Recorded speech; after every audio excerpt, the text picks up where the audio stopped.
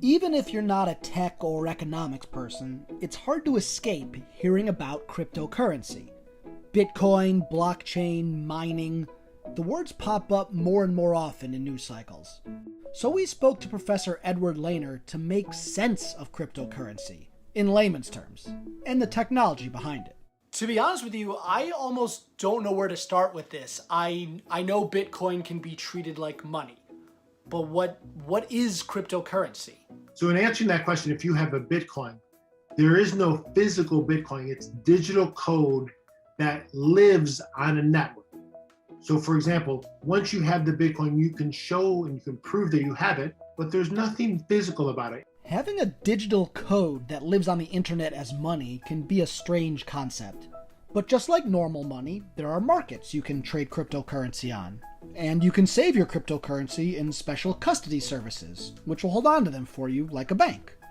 Most cryptocurrencies are based on similar technology, but Bitcoin is the oldest and most popular. It's often in the hope of storing their money in something other than the US dollar, which really, in no small way, is a very revolutionary idea. So the idea that the dollar will be worth less over time is really important because there's no cap on how many dollars there can be in the world, but there will only be 21 million Bitcoin in the world ever.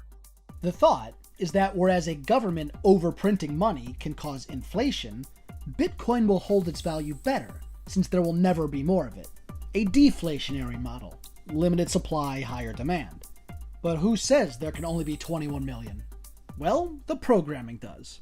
Now, the Bitcoin protocol was put on a website and you could download it. And as you download the software, it already has these pre-configured notions of how many will be released, how you win Bitcoin. So all of these protocols were baked into the software, and some of them can't be changed. Pretty much. Any computer that's running Bitcoin protocol is bound by Bitcoin's programming. Part of that is the 21 million limit, and part of it is that the coins are released in blocks. That's where the name of the underlying technology, blockchain, comes from. It's called blockchain because every 10 minutes in the Bitcoin network, there was a new block. In other words, 50 Bitcoin would be released every 10 minutes, and so on and so forth, building each block on top of each other. It's akin to a ledger, in that each new block records all the transactions and coins released during it, and then it is added on to the previous block, in a chain, all of it recorded publicly for all computers on the network to verify. So when the blocks are released, when the coins are released, who gets them? There's a random number that's been selected by the protocol that computers compete for.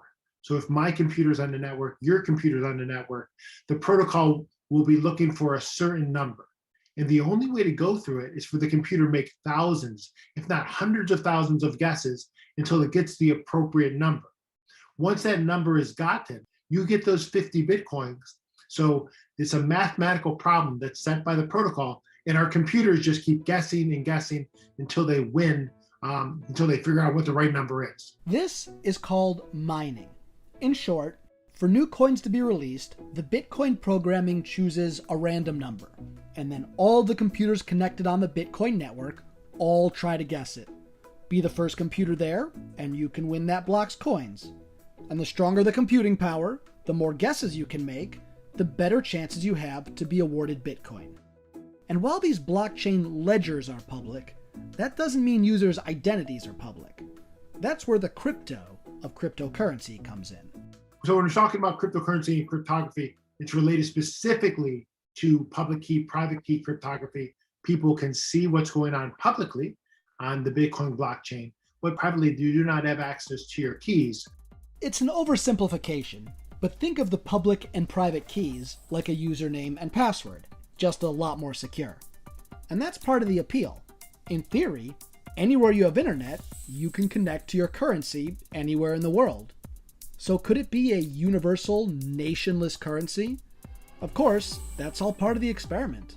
The question of who will accept it.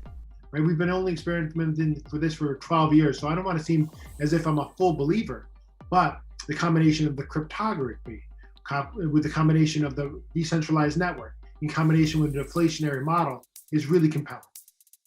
For Simply Science, I'm Ari Goldberg.